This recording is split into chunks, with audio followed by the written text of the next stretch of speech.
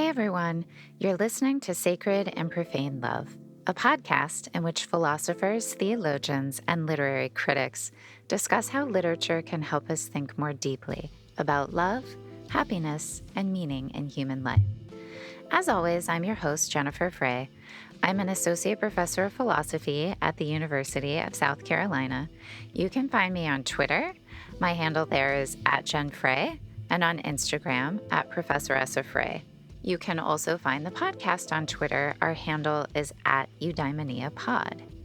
In this episode, I am joined by Professor of Philosophy Thomas Hibbs, and we discuss Dostoyevsky's justly famous novel, Crime and Punishment.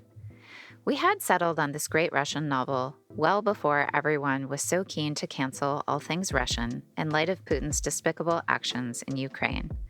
However, if you know anything about me or this podcast, you will know that I am interested in art insofar as it transcends the present, not insofar as it helps us to take sides in our present political battles. So with that unpleasant business aside, and with no apologies for my willingness to love and appreciate Russian art, while also having solidarity with our neighbors in Ukraine, I hope you enjoy our conversation. Welcome back, everybody, to another episode of Sacred and Profane Love. This is episode 48 on Crime and Punishment with Thomas Hibbs.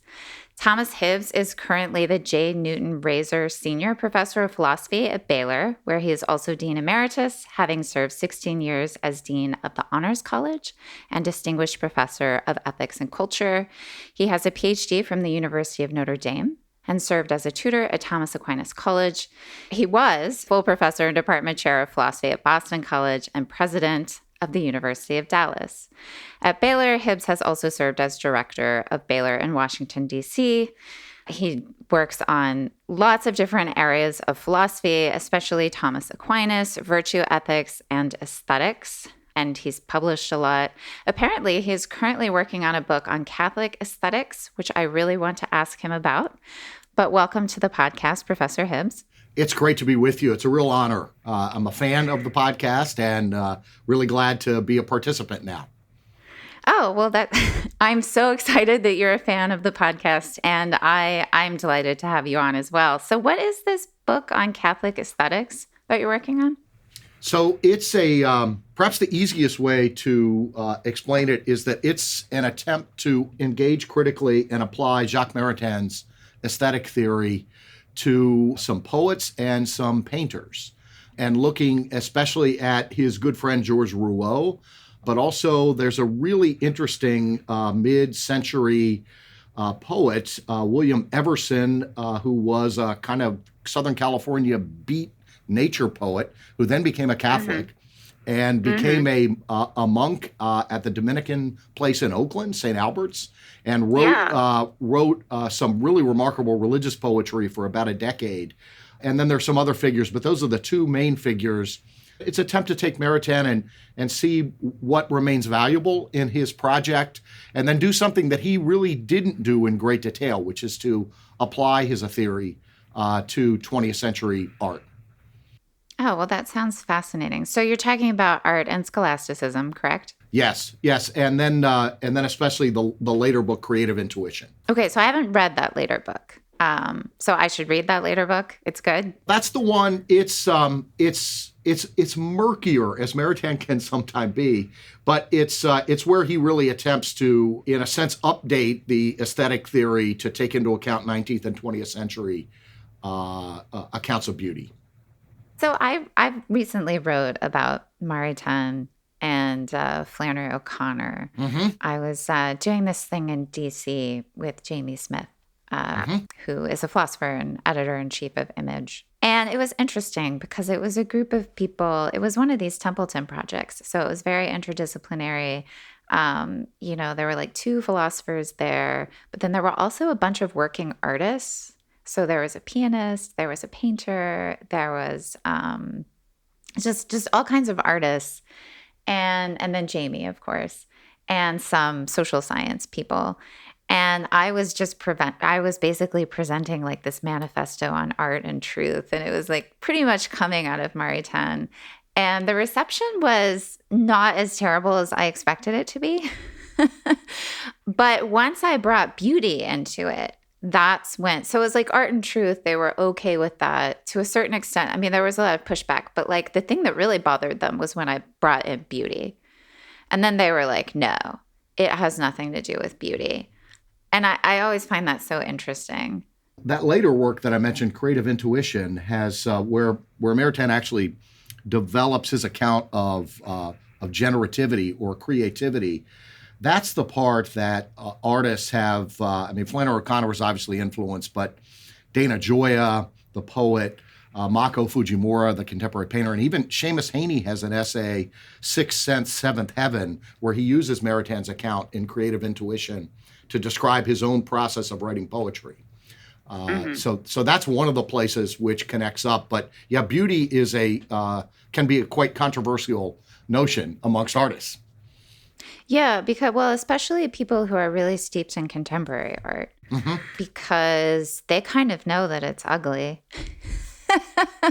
And they're just very explicit. I mean, one of the painters there was very explicit that, art as he practices it has nothing to do with beauty, and it has everything to do with meaning, creating things that are meaningful or that we make meaning out of. And so I guess I just wonder if you think for a specifically Catholic aesthetics, beauty has to be essential.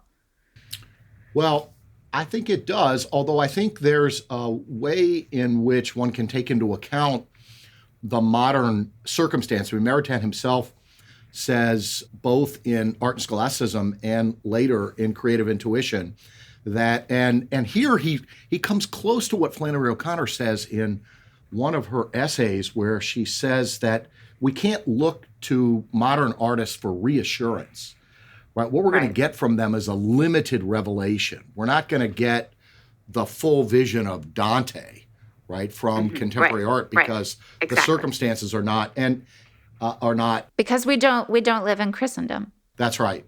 And Maritain actually takes someone like Baudelaire, who certainly wallowed in ugliness, as an example of a modern artist who could dwell in the hell of modern life and describe it accurately to us so that we yearn for something more. Now, I take it that both of those have to be there for Maritain, right? So the accurate description of the hells of modern civilization is something an artist ought to aim for, but in so doing, the artist ought to be naming those as disorders, right, and not merely wallowing in them, so that so that the artist is at least indirectly pointing us to something that's greater and that is in fact beautiful.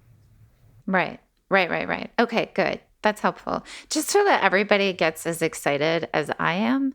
So in September at the Catholic Imagination Conference, which I think is at UD, Dana Gioia and I are going to do an episode of this podcast on Baudelaire. So that'll be something. Yeah, I'm super excited. I'm really excited. So anyway, I've just been thinking a lot about this. Anyway, it's we're not going to solve this issue right now. But when is your book coming out? It should be out next year.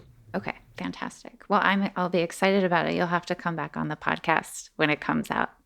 We are here today to talk about Dostoyevsky, specifically to talk about crime and punishment.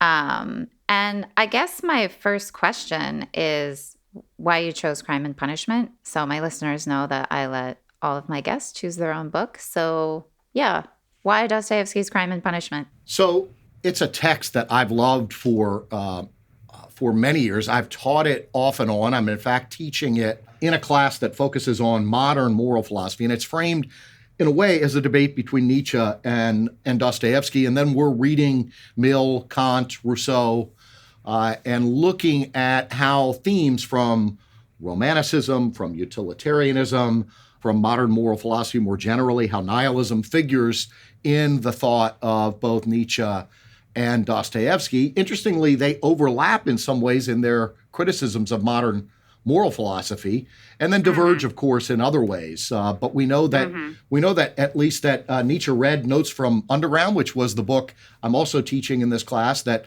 Dostoyevsky wrote right before he wrote Crime and Punishment. And Crime and Punishment is in some respects an expansion on the themes in Notes from Underground, and Nietzsche liked Notes from Underground. So there's some interesting parallels there. I also think it's a really remarkable book in many ways. One of the ways it's remarkable is it's awfully difficult to write fiction that focuses on ideas, right? I mean, Iris Murdoch is one of the few great figures in the 20th century who pulls this off. But usually ideas don't translate well to drama.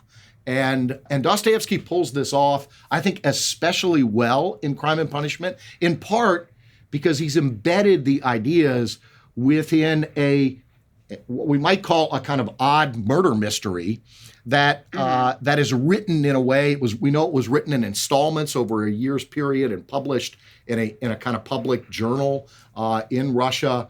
And it's almost like each episode ends with a new character appearing or some interesting dramatic twist that makes you want to go on to the next page, just as a murder mystery does. And yet embedded within that is this remarkable reflection on all the big ideas coming from the West into Russia.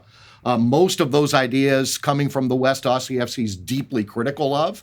And it's in a way Dostoyevsky's attempt to play out in the lives of the characters, especially in the life of Raskolnikov, the consequences of attempting to live out certain kinds of ideas, something he had toyed with in Notes from Underground and then develops in a more expansive and much more grippingly dramatic way in Crime and Punishment. So it's a great read, a page turner, but it's also a book that is with very rich characters and then big ideas. And so I love that combination for my own reading, but especially for the teaching of undergraduates.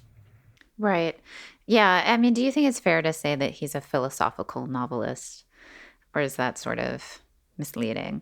I think he is. That's in a way what I was trying to say, that there are big ideas being played out in the book. Sometimes in earlier, like Notes from Underground, and then in Brothers Karamazov, in much greater detail, if you think of the lengthy disquisition of Ivan in The Grand Inquisitor, right? There are places where the ideas get played out in great detail. In Crime and Punishment, it's more in the course of conversations that these debates happen. But then we see the ideas played out in lives. And that's where Dostoyevsky's genius, I would say, if we look to 20th century authors, I mean, I think that Walker Percy's Lancelot, which has a lot in common with Crime and Punishment, it's a quest for evil, is a novel of ideas that works well dramatically. And Dostoyevsky, I think, pulls this off remarkably well in Crime and Punishment. Yeah. So one question is, like, again, in thinking about how his philosophical or theological commitments relate to the actual drama of the story. So the way the action of the story unfolds, like, why a murder mystery? Because it's not an accident, right? So why, I mean, if we're going to call it a murder mystery or whatever, a crime drama, maybe a crime thriller, because in some sense, it's not really a mystery. Like, we know who the killer is. This isn't like Sherlock Holmes. We know who the killer is because the whole narrative is mostly told from the perspective of the killer, which, of course, is this amazing character, Raskolnikov. But why the thriller, the crime thriller? And you're right. It's an odd. It's a murder mystery in the way Macbeth is a murder mystery, right? Where we know who the killer is at the outset, and then we're in effect seeing whether the killer is going to be caught is one of the mysteries here, and then what will be the impact on the soul of the killer of having perpetrated the crime, right? So there's an investigation of the impact of that, and I think also largely here, the mystery is Raskolnikov's own mystery, right? He's perplexed after he commits the murder as to what his motivations were. And there are a number of them that are listed. And in a sense, it could be seen as Raskolnikov's quest for a kind of self-knowledge about what led him to commit the murder and what the implications of the murder are for him and for these wider theories. So why murder? Well, murder is the ultimate test case for justice, right? It's if murder is, if the killing of the innocent is licit, then there seems to be no basis for justice. There seems to be no basis for judgment of conscience. And Dostoyevsky sees implicit in the theories that are circulating in Russia at the time. Some of these are versions of the Nietzschean Superman theory, which Raskolnikov writes an article about that comically he isn't even aware has been published, and finds out from the police detective who is interviewing him at a certain point. And then there is not just the Superman theory, but also a certain kind of utilitarianism that would argue that the elimination of non-productive elements in society can be to the betterment of the whole of society. And so elimination, that is murder, might be justified if good consequences for the whole of society ensue from that act. So it's in a way a testing out of these theories that are circulating, which Dostoyevsky finds toxic for individual souls and for the social order.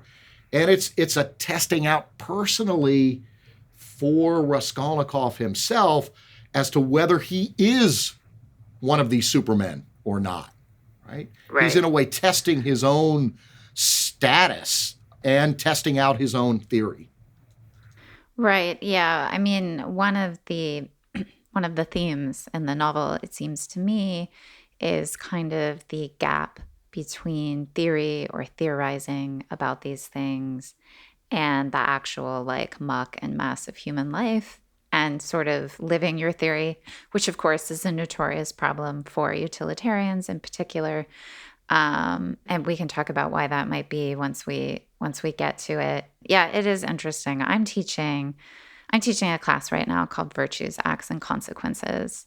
And it's ostensibly supposed to be a class that teaches the big three in normative ethics, virtue theory, deontology, and consequentialism. And I've been rereading Crime and Punishment as I'm teaching JCC Smart on consequentialism. And yeah, it's interesting. Yeah. So, I mean, one thing we should do at some point is actually tell our listeners what utilitarianism/consequentialism is. But before that, I guess it would probably be good to talk about the main characters of this novel first, especially our poor benighted Raskolnikov is the main character. Yeah, so and there aren't quite as many characters in this Russian novel as there are in some, but there are a central set and then a bunch of minor characters who end up playing significant roles in certain segments of the novel. But Raskolnikov is an impoverished student, a translator, an author, who's living in a little almost coffin-like room, as it's described at a certain point, without money, without really prospect. He's also seems to be in a kind of depressed mania at the beginning. And St. Petersburg, where this is taking place, is described as, you might say, as hot as hell. Right, there's an inferno-like atmosphere, and he's living in an area that's full of squalor, right? It's unclean, it's cramped, and you get this sense of deep, oppressive atmosphere in the opening. And Raskolnikov has his father's dead, but his mother and sister, we learn very early in the novel, are coming to visit him. He has been disconnected from them in a way. He has few friends. One of them, Razumikin, whose name means reason, is a very important character who will end up marrying his sister Dunya. But he's an isolated soul, and he's trapped in his own theories, and this theory on which he has published an article has to do with the notion of the Superman. The example would be a Napoleon. Are there certain kinds of great souls who stand, in Nietzsche's words, beyond good and evil, and on that basis can make judgments to reshape the future of society and to eliminate those members of society who are unproductive? He also has an ongoing sort of tortured relationship with this pawnbroker, who he goes to try and get money, and he's in kind of debt with her. Interestingly, she will be the woman whom he intends to murder. She's described in very unattractive terms. This primary intended victim of Raskolnikov's crime. And Raskolnikov gives various justifications for killing the pawnbroker. Some of them have to do with utilitarianism. He also finds her physically repulsive and also oppressive to him because she keeps him kind of trapped in debts that he can't emerge from. And at the beginning, he's in a sense going back and forth between whether he will commit the crime or not. And he's in a sense excited to do the crime, and then has this famous dream of the beating of an innocent horse, and wakes from this dream and sees this dream of the beating of an innocent horse. He calls it a loathsome dream, which is what he had described his ideas earlier of killing the pawnbroker as, a loathsome dream. So he's at once excited and repulsed by this idea of murder. And after he has the dream, it seems that he's given up for the moment on the idea of killing the pawnbroker. Then he's out in public. He also goes back and forth between wanting to be completely isolated and wanting to immerse himself in society. And he overhears some young people talking about the pawnbroker and how her sister will be out of the house at a certain time. And Raskolnikov takes this as a kind of fatalistic prophecy. He immediately assumes that he will commit the murder. And the description is that he must commit the murder now, that he feels himself predetermined to commit the murder. He does go, and by the end of part one, commits the murder. The big surprise in the course of committing this murder is that Lizaveta comes home early, and he ends up killing her as well. She will end up being described as an innocent and, in a sense, holy person. So it's, in a sense, this complication throws a wrench in Raskolnikov's own theory that this despicable pawnbroker should be the one to be killed, because as a side effect of that, he has to kill what he takes to be a genuinely innocent person. It also complicates things because he thinks in advance that rationally he's in control of everything. And because he's rationally in control, there will be no unanticipated consequences and no moral complications after the fact. We know as the early part of the novel unravels that his soul unravels, having committed the murder, and he's lost complete control of his own. He goes, as the early Coen brothers film puts it, he goes blood simple when he commits the murder. Right? This notion that the criminal, in the moment of committing the heinous act, loses control of his reason and therefore fails in the commission of the perfect crime. Yeah, so it's like, in the murder, it's one of the, which is so, it's strange because it's like so repulsive and compelling, like this part of the novel at the same time. But yeah, it's the first time that his theory, really meets hard reality, and it doesn't quite match up. It's sort of like the first real clash there. But just to return to the question of his motives specifically, he kind of, again, it's not clear that he understands his own motives because he goes back and forth between various motives, and maybe the whole thing's overdetermined. Maybe he has all of these motives, and it wasn't any one of them that, finally did it. Or maybe it was this sign that he thought he saw that finally moved him, like in an efficient causal sense. But, on the one hand, he's like, well, I need money. And one reason why he needs money is because he got this long letter from his mother that really upset him. And basically, he thinks that his sister is like prostituting herself in the sense of she's marrying a guy for money that she doesn't love and who seems kind of like a jerk. And she's doing it for his sake, right? It's this sacrificial act for his sake. And the mother and the letter is like, all of our hopes are in you, and we're doing this all for you. And, and then he's looking at himself and he's like, I'm a loser. like, this is terrible. And so I think he feels anger and guilt and all this stuff. And so he's like, I just need money so that my sister doesn't have to do this. And so that I can be the one that protects the women in my family who, in the society need some man to protect them. But then there's the other aspect of it, which is sort of, I don't know, trying to live out what is maybe a miseducation, where he has these fanciful ideas like maybe I'm a Napoleon, maybe I'm an Übermensch, maybe I am not actually bound to the laws like ordinary people. I am like above, I don't need to be obedient to the law, possibly. And then there's like also this utilitarian thing. And that's the idea that this pawnbroker, he describes her as a louse repeatedly, like she's not even really human.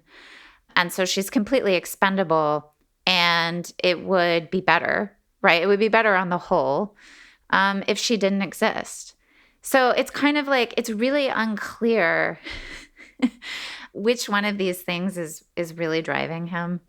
But of course, what ends up happening after he kills these women, he kills both of them intentionally, but like one he kills in a kind of premeditated way, and the other he kills and that's just like in the moment, oh my gosh, you're here kind of way, I have to get rid of you. And he's not, he obviously regrets the second murder in a way that he doesn't necessarily regret the first murder. But also like the murder doesn't really go off well. Like he almost gets caught. He leaves things a mess. And he leaves behind an enormous amount of money. Yeah, he doesn't even, right, like he doesn't even like accomplish the thing that he thought he was accomplishing with the murder. So the whole thing was in some sense like a failure. And then the rest of the novel is kind of like, well, I don't know. I mean, obviously I'm interested in what you think, but it seems sort of like he's living out the wages of sin, right? Which are both internal and psychological. And he has a lot of guilt, which he isn't really able necessarily to name to himself as guilt, but is like clearly guilt. He has a bad conscience. It manifests itself in 1,000 different ways. But then externally, like he just becomes more and more isolated from other people. Mm-hmm. And so, there are just all these negative and paranoid too. He just becomes incredibly paranoid.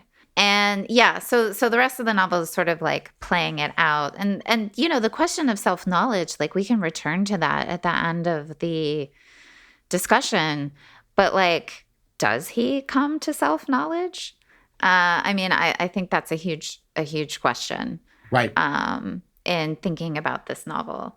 Yeah, I think that's right. I think he's at once kind of simultaneously seeking it and avoiding it, right? And his character right afterward is right after the murder is really interesting because he's still capable of acts of generosity, right? He'll give money away to Marmeladov when he's injured or to pay for a funeral, and then he sometimes later regrets these spontaneous acts of generosity.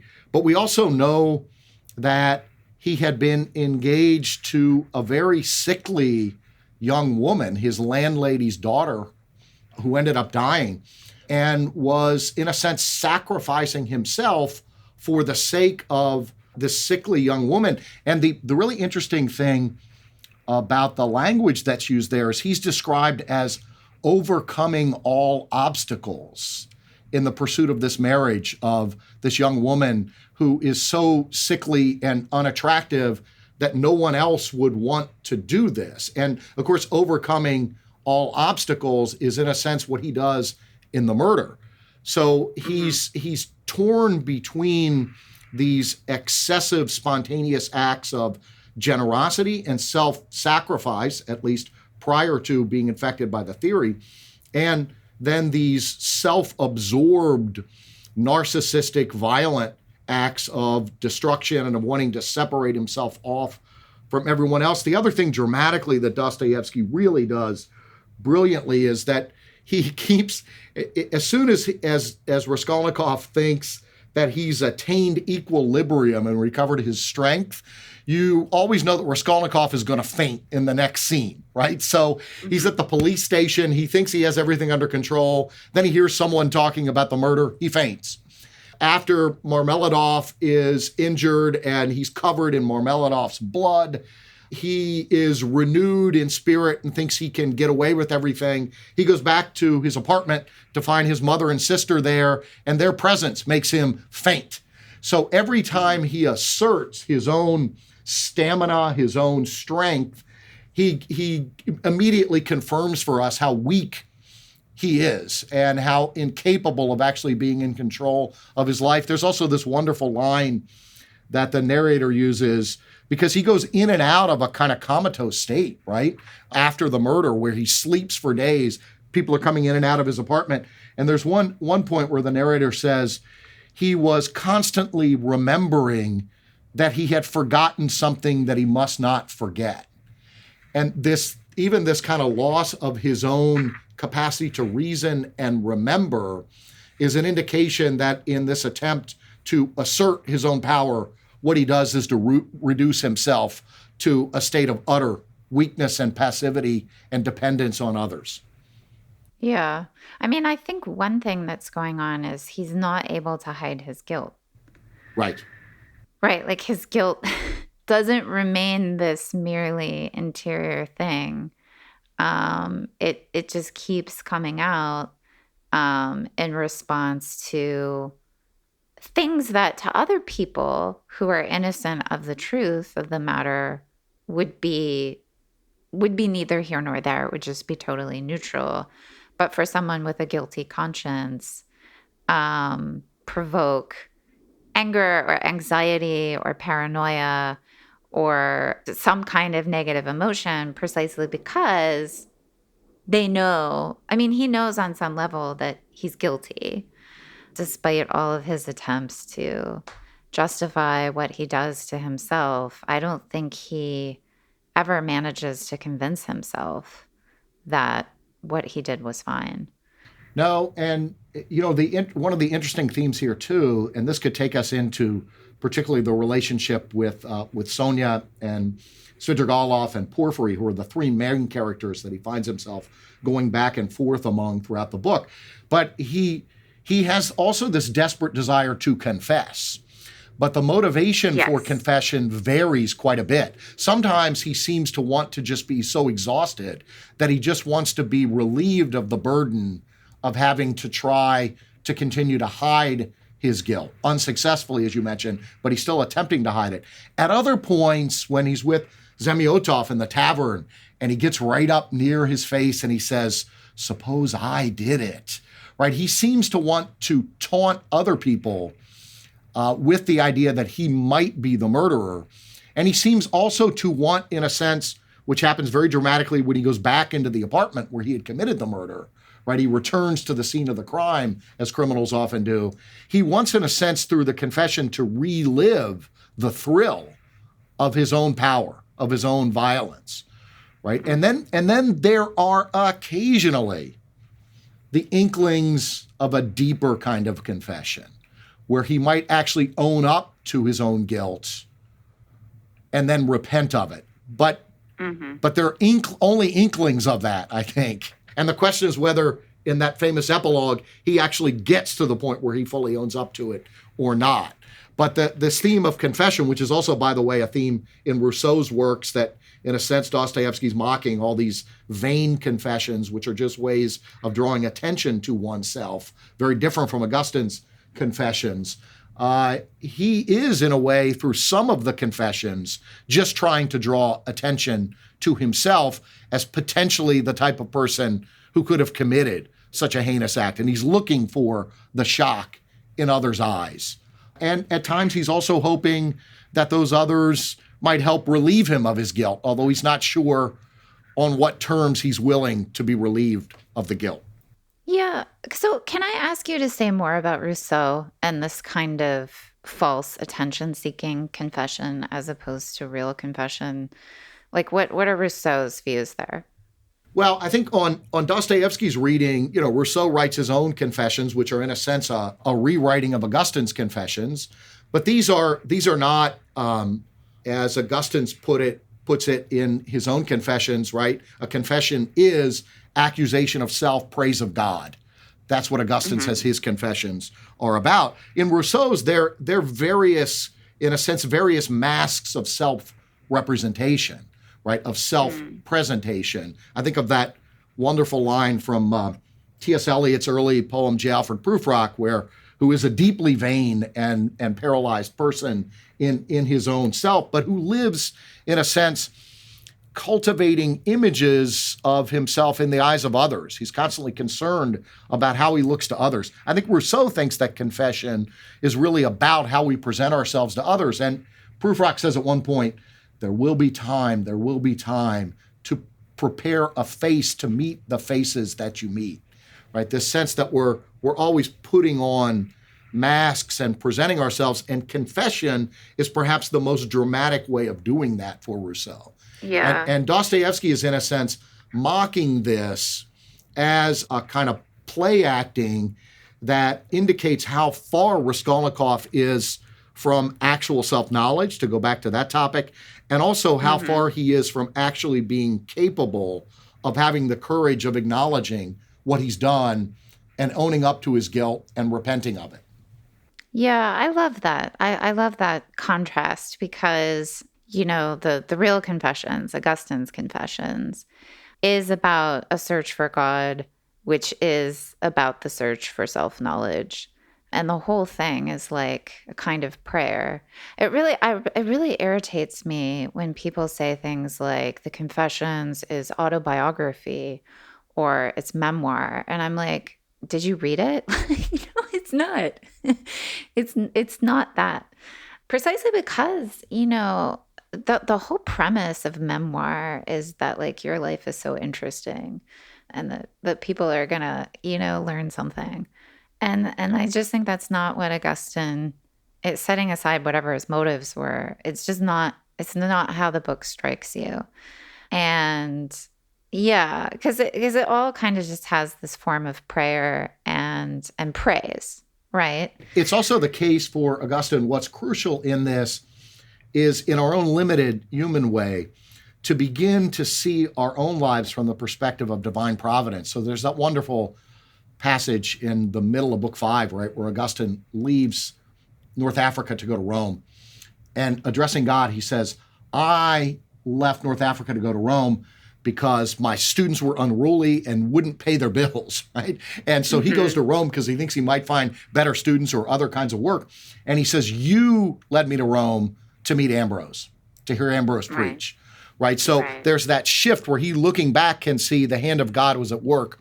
Raskolnikov never really has that, but he has characters around him, Sonia in certain ways, and very interestingly, the police detective Porphyry, who are actually trying to supply and operate in his life in a kind of providential way, trying to get him to see that a certain kind of suffering, of repentance, would be healthy for his soul and lead him back to the path of health and the path of life. But that would be to see his life from a providential perspective, where even this evil, good can come out of it. And Sonia sees that possibility. Porphyry sees that possibility. It's a question whether Raskolnikov ever does see it.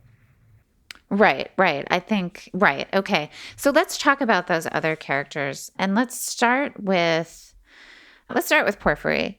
Porphyry is this, I don't know, he's like a detective, I guess. I don't really know what his official title is, but he's like investigating this crime, this murder, or this double murder. And so he wants all of the people who were like pawning items with this woman to come in and talk to him.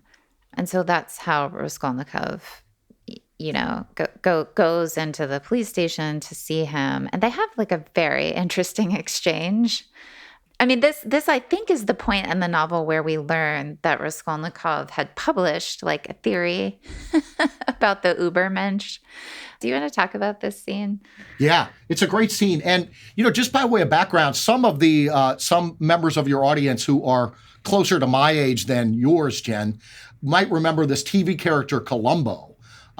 Who My daughter loves Columbo. Oh, wow. Okay. She's 14. So there's the return of Columbo, which is great. But that started out, I think, in the early 60s as a Broadway play character.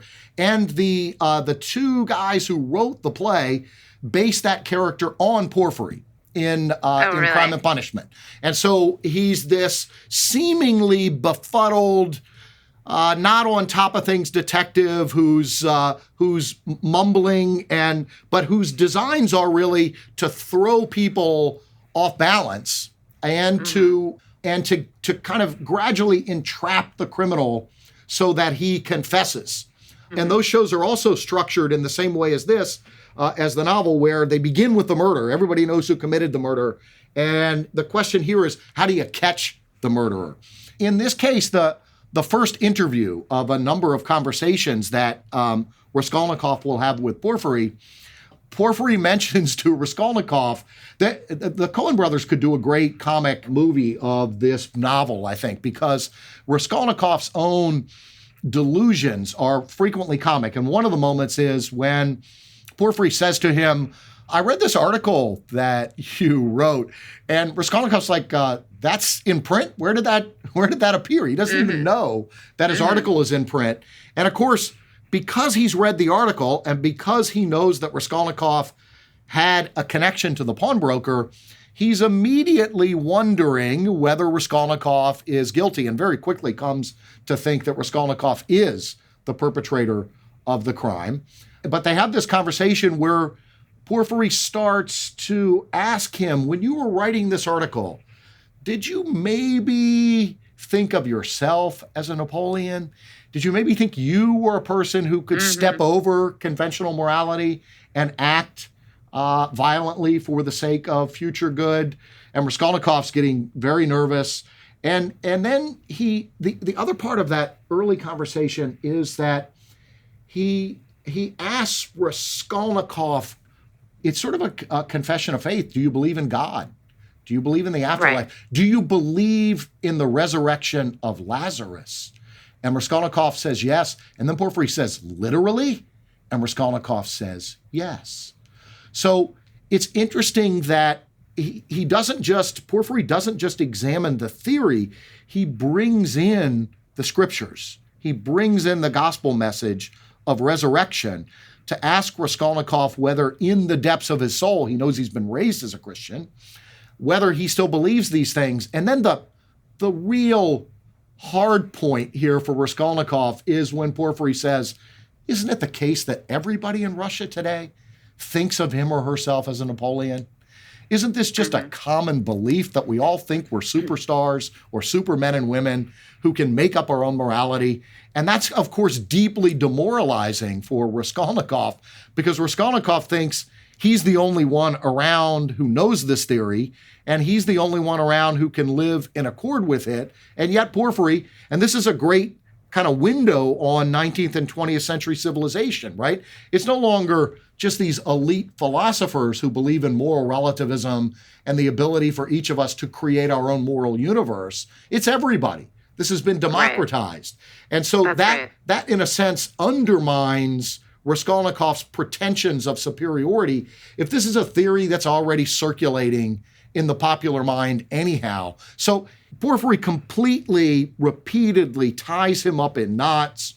And just when he thinks, Raskolnikov, that he's going to come out and arrest him or accuse him, Porphyry backs off and lets Raskolnikov continue to torture himself, right? And there are subsequent conversations where we actually, and I think we have reason to think this is accurate, that Porfiry has actually come to have a kind of compassion for Raskolnikov, that he knows he's guilty. He may or may not have the evidence to convict him, but he knows that Raskolnikov is not going to be able to live with this crime. He's also got theories of criminality that are really interesting, that are a balance between the kind of view that was becoming common at the time, that crime is completely the result of the environment, that there is no free will.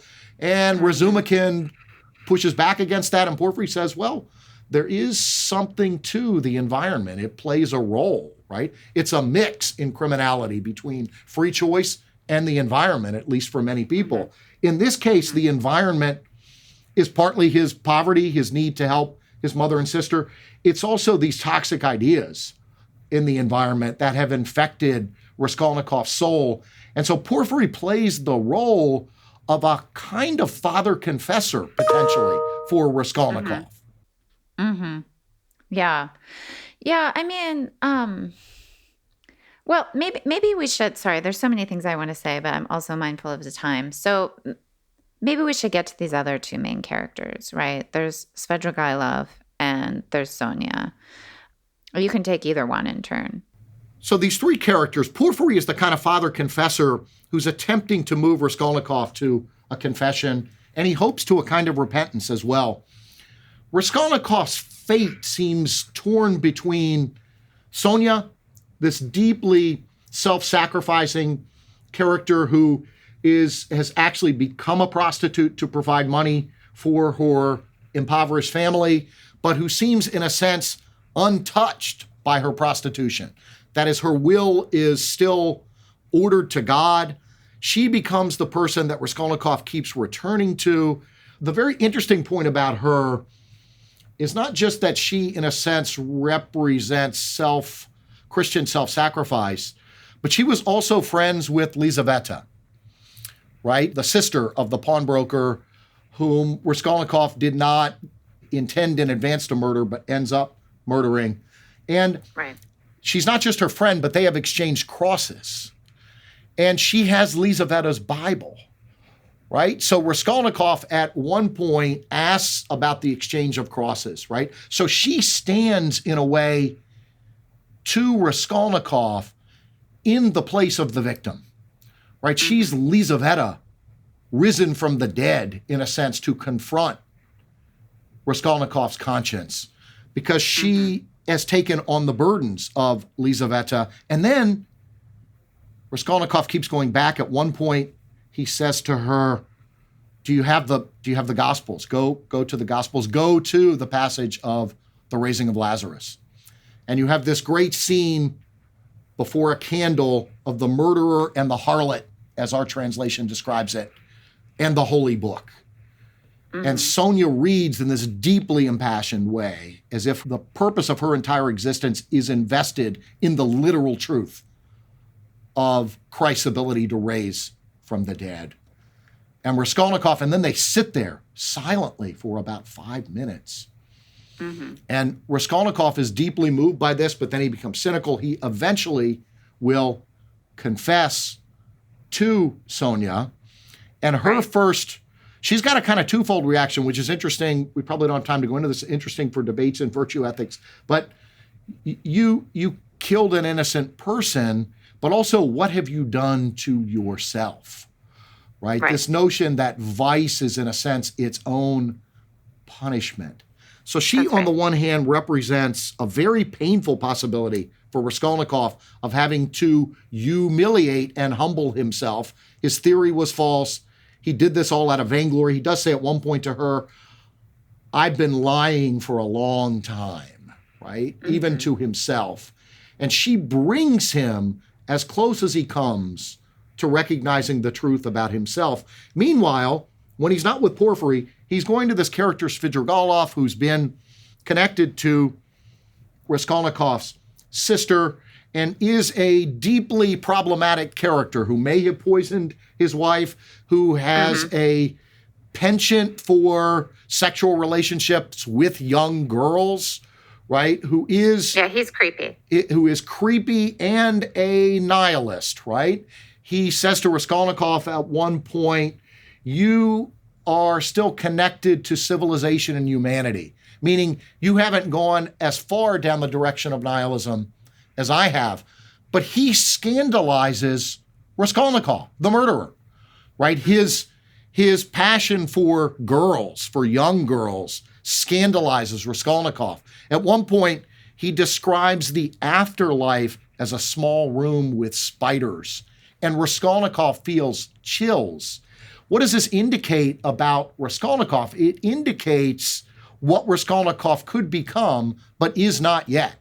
That is, Raskolnikov is not a full-blooded nihilist yet. He still retains some of the instincts of humanity and some of the lingering instincts of his own dilapidated faith. And so Raskolnikov spends the novel going between Sonia and Svidrigailov, and then Svidrigailov eventually, out of his own sense of his purposelessness of life, when Dunya, Raskolnikov's sister, finally fully rejects him, he commits suicide. And right. It's as if Raskolnikov sees, if I continue down this path, that's where I'm going to end up. I have to go back to Sonia, who then pushes him back to the police station to confess, which he does, but out of a sense of exhaustion in one way, and out of a sense of fear that he could become Svidrigailov, and he's not willing to go fully down that road. Mm-hmm. Yeah, so, I mean, I'm really interested I'm very interested in this character of Sonia, and just the fact that he makes her a prostitute. You know, she's kind of this hooker with a heart of gold figure where she, which is a bit of a trope, but still. Yes, indeed. It's like, why a prostitute? You know, why is it a, impoverished, sort of forgotten prostitute who is very religious, right? Who is, and not in an unserious way. She is in some sense a good Christian woman. So why a prostitute? Like, what do you think Dostoyevsky is trying to say there? One of the tropes that Dostoyevsky is playing off of here, that he plays off of also in Notes from Underground, is this 20 years earlier, the romanticism that was dominant in Russia, which Dostoyevsky sees eventually giving way to utilitarianism and nihilism. The romanticism had as one of its central tropes the character of the noble male who rescues a prostitute from destitution.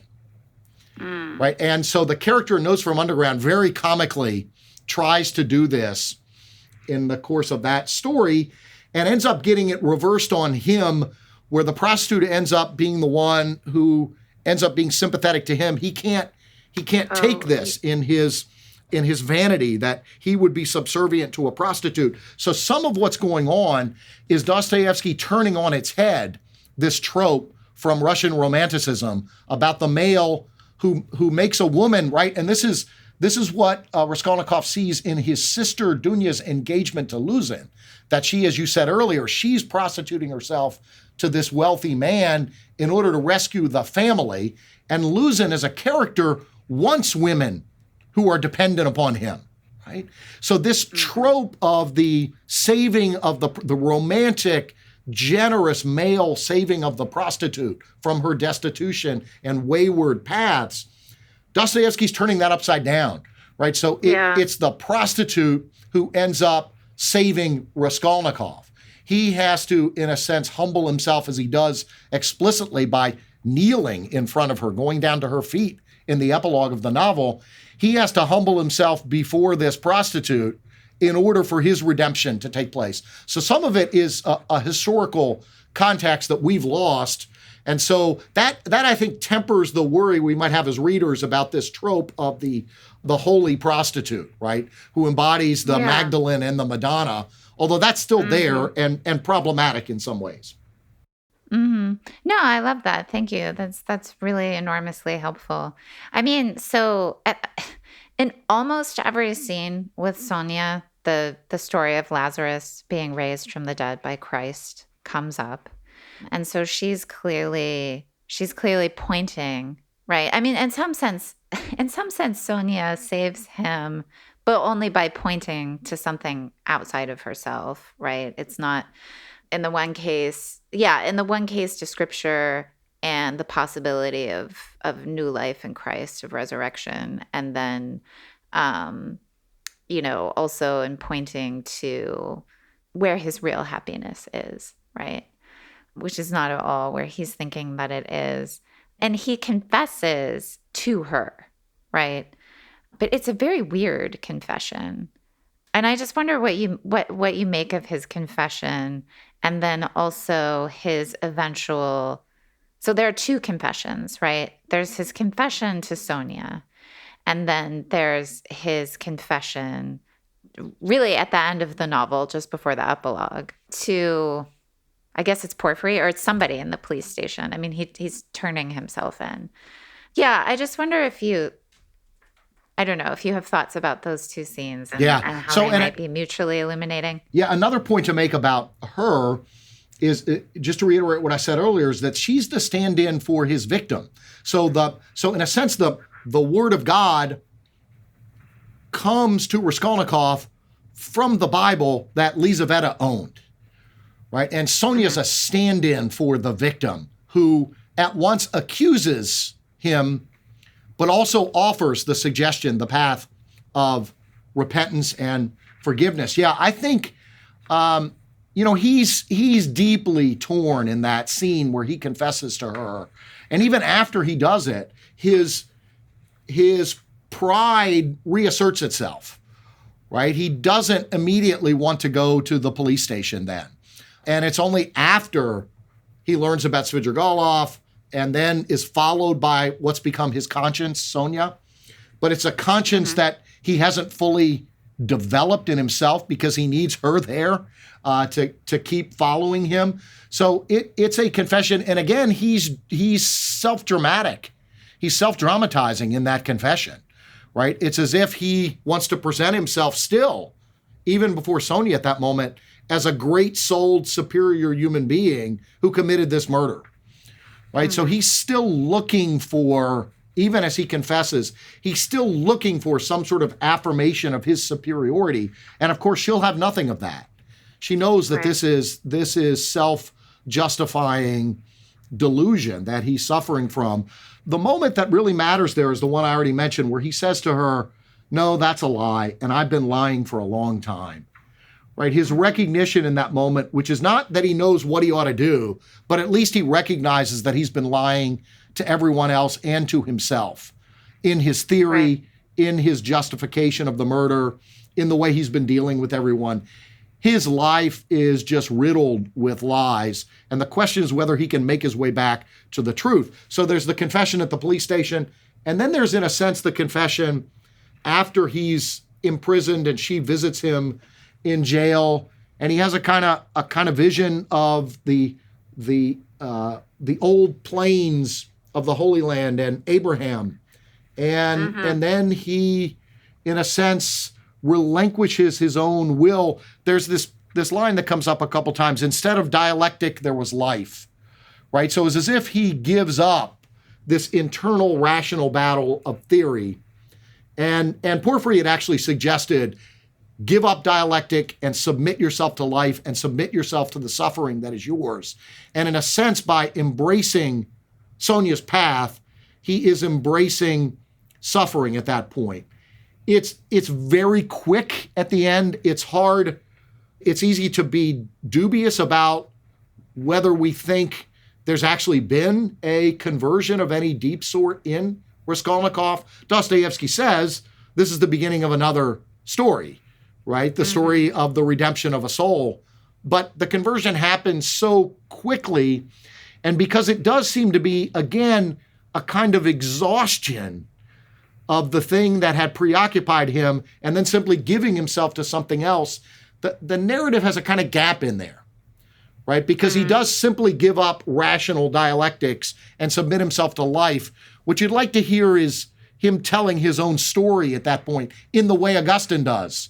I was here, and this is how I got here, right? So the narrative has a kind of gap there that I think we find unsatisfying in Raskolnikov's case, and to go back to Augustine's Confessions, in a way we find deeply satisfying in Augustine, because that narrative transition is missing.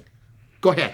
Yeah, but I think, it's not the job of the artist to make us feel satisfied. And I think it's enough that it reminds me, and this is not surprising, but it does remind me of Flannery O'Connor and the way that she tends to end her stories. And she was very influenced by Dostoyevsky. She loved him, because if you look at the action of Grace and Flannery's fiction, but especially her short stories, grace happens in a flash to people who definitely don't deserve it. And I think a lot of people, once you point out that, no, the story isn't, like, in some sense, the story has a happy ending, right? But it also is just left totally open-ended, right? So if you think of like A Good Man is Hard to Find or The Enduring Chill, it's like all that you know is that the Holy Spirit is come into this man. You don't know you don't know anything other than that at the end of The Enduring Chill. All you know at the end of A Good Man is Hard to Find is that, the misfit is no longer taking pleasure in this meanness, right? And he has in a way been changed by what has happened. And the grandmother has somehow inexplicably been redeemed. But like, you don't know if the misfit stops killing people. You're kind of hopeful. And I feel the same way with Raskolnikov. Like, you don't know if this is going to stick. But that's like how it is with Grace. I mean, you just don't know, in part because you got to, a soul has to persevere until the end. But it's also because, like, we are free, actually. And we are free to reject the love that has gratuitously been given to us. And so, yeah, it's not clear. It's not clear for Raskolnikov, but to be frank, I think it's not clear for anyone. Yeah, that's a good point. The other thing I'd say is that, I was trying to give an account of why I think it is that so many people find the epilogue unsatisfying. The deeper response to that dissatisfaction with the epilogue, it seems to me, and we don't have time to go into this, we've hinted at it in some ways, but the logic that's built into this dialectic between Sonia, Svidrigailov, and Porphyry, I think there you can actually find, particularly in Porphyry, you can find the kind of rationale for where Raskolnikov ends up in a way that Raskolnikov can't at that moment articulate for himself, right? So you can find first of all, in the contrast between Sonia and Svidrigailov, but especially in Porphyry, who gives, in other conversations with Raskolnikov, a pretty sophisticated account of human nature and of justice and of mercy for perpetrators, that I think is actually, if you were looking for a kind of theoretical account of why Raskolnikov ends up where he does and how that makes sense, I would look at Porphyry's account, which is usually neglected. People talk about Sonia, they talk about Svidrigailov, they don't talk a lot about Porphyry. And I think his account of human nature, of sin, of justice, and of redemption is what we're seeing in a way played out in Raskolnikov's life. And one of the reasons that we don't get Raskolnikov's narrative is that he's incapable of giving it. His own account of his own life hasn't developed fully enough to give that retrospective account that we find in the Confessions. Maybe if we meet him 5 years down the road, he can give that account. Or maybe, as you suggest, since he's free, he's relapsed, right? We don't know what's going to happen. But at that moment, he's not capable of giving that account. And for him to start giving it at that moment, rather than simply subordinate himself to the grace that's in his presence, would be inappropriate. Right. Yeah. Yeah. No, I mean, I think, in the epilogue, like in the end, he sees a sign, just like he saw a sign in the Haymarket. But it seems to be more like, a real sign. I mean, but one thing I've never understood is why he says to Porphyry in that initial exchange that he does believe in the resurrection of Lazarus, and he does believe in, I mean, like, why does is he just lying? Is that just another lie? Is he trying to like throw him off the scent? Like, what? I've never understood that. Yeah, I think those are all possibilities, right? That's early, and we don't yet, even as readers, have a good sense of what his faith has been like. We do know that his mother is worried, right? That he's been raised as in the Russian Orthodox faith, and she's worried that he's fallen prey to this fashionable new unbelief, right? And in that response to Porphyry, maybe he's responding as he would have as a child to a test about what he believes, what his confession of faith is. Maybe he's lying to him. Maybe there is this lingering desire, at least, to believe. And it is very interesting, right, that when he tells Sonia to read from Scripture, he says, find the resurrection of Lazarus, right? So it's as if the seed has been planted by that question from Porphyry. And it's as if Raskolnikov is going back and, in a sense, hoping to discover something in that gospel story that he might actually believe in. Mm-hmm. Yeah. I mean, one thing that I like about the action of this story is that the extent to which Raskolnikov does come to self-knowledge, it is through other people primarily, and also through God's grace. And I mean, so maybe just a question to kind of close it out, so there is this question in the end, and I just think it's left unsettled, and I think that's fine. But there's this question at the end about, well, has he really broken through these theories so that he can actually live like a human being? And, to what extent is his ability to do that depend upon, his revelation or his acknowledgement that he didn't just commit a crime, but he sinned? Yeah, that's a great question. I do think that that it's what Porphyry says to him and what the narrator says at the end, in place of dialectic, there is life. I mean, to go back to the opening of our conversation, this is really what Dostoyevsky's worried about with these theories, right? Which is that, as he puts in a number of cases, we act as if we ought to live lives out of books, right? Out of theories. And instead of giving ourselves to the immediacy of human life and those around us and the possible encounter with the presence of God, we're trapped in these abstractions. And the abstractions end up being an unending dialectic where you can never. So if you ask, is he refuting Nietzsche here? I think what Dostoyevsky is going to say is there really isn't a refutation possible of this, right, on the theoretical level. But if you look at how this plays out in life and you start within life, you'll see that this damages everyone and it damages the entire society, that it is toxic, and that it involves deep injustice, right? So you'll in a way, by starting with life rather than theory, you'll come to the right conclusion. But Raskolnikov has been so trapped in theory that he does have to give up dialectic and live. And he has to live with fellow prisoners and with Sonia. And I think it's right to say that he does have to begin to live with recognizing his own guilt. Because for him to submit himself to Sonia is not for him to submit himself to the once prostitute redemptive female. It's to submit himself to what Sonia has been trying to teach him about himself, which is that he has killed the innocent and thereby also killed his own soul. Right. Yeah, I mean, I think, Dostoevsky's often talked about as a philosophical novelist. I mean, we talked about that at the beginning of our conversation. But in some sense, I just wonder if Dostoevsky's novels are also pointing to the limits of philosophy.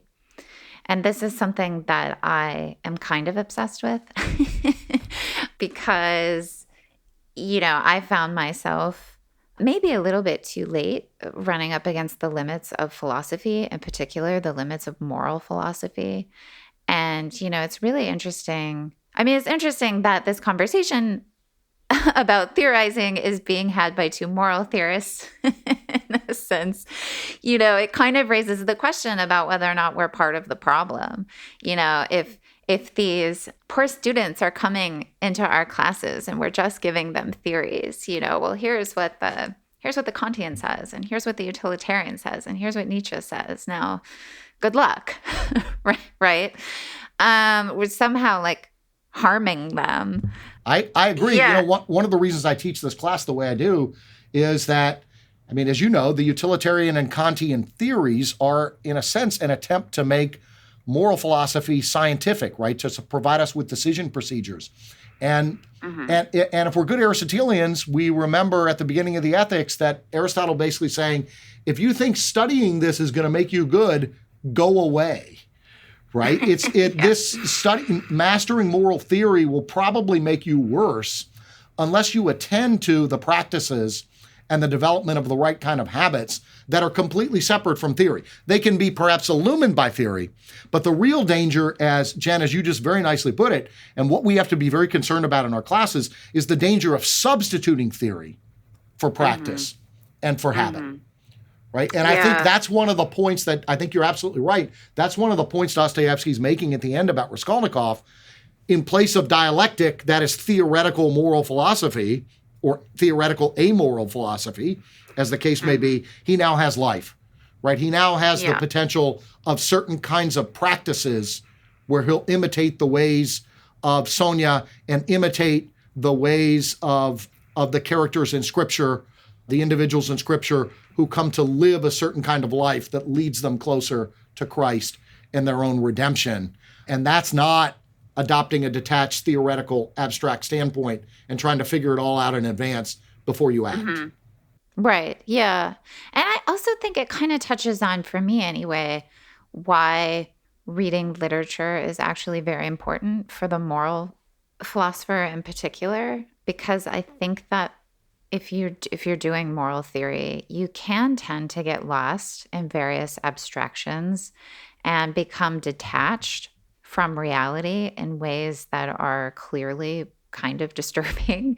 And I think that a lot of philosophers, are just operating at a level that allows them to say things that in practice are obviously absurd, and that this is bad. And that one of the things that the novelist does is to kind of reveal these absurdities. I think of a contemporary example is Christopher Beha's latest novel. I don't know if you've read it, The Index of Self-Destructive Acts. Yeah, it's really great. I highly recommend it. But basically that novel is just showing what it would be like if you lived according to decision theory. And obviously it's ridiculous and horrible. But it's a very clever, funny, deeply moving, I think, in various ways, books. But it really is just like a send-up of this kind of Nate Silver approach to life. This idea that with great Bayesian technique, you could just be completely rational, and that's how you would solve the crisis of yourself. And of course it's not. But the thing is, if you're just actually arguing with these decision theoretic people, you don't really get anywhere, right? But if you can point to a life and be where did he go wrong? It's just somehow much more effective, I think, than anything that the philosopher can manage to do. And you're right, a corrective especially to certain types of modern moral philosophy. Yes. Well, I think we're in agreement that modern moral philosophy is not super awesome. That's right. Yes. Okay. Well, this was very fun and very illuminating. So thank you so much. Yeah. Thanks for joining us. It's been great. And I'll now have a lot more to talk about when I start teaching this book in just a couple weeks. So very glad to be with you, Jen. Great work you do in philosophy, and particularly in your own work in philosophy is fabulous, but also the work you're doing to give a kind of public face to philosophy that's not a dumbing down of the really important questions, but as a way of engaging these questions such that we can bring really smart people who might not be technically trained in philosophy into significant reflection about who we are as human beings and who we are as believers. And so I and many others are really grateful for your leadership on this and for the work you're doing. So keep it up. Oh, thank you. Thank you so much. You have been listening to Sacred and Profane Love, a philosophy, theology, and literature podcast that is generously underwritten by the Institute of Human Ecology at the Catholic University of America and produced by Catholics for Hire, a group of young Catholic digital content freelancers. If you enjoy this podcast, please consider supporting us on Patreon. Just go to www.patreon.com/eudaimoniapod to become a monthly supporter. And also, please don't forget to give us a positive review on iTunes or to tell your friends and family that they should definitely check us out. For our next episode, I will be joined by fiction writer and editor of Harper's Magazine, Christopher Beha, to discuss Henrik Pondappidin's novel, Lucky Pair. Until then, friends, be well and keep reading.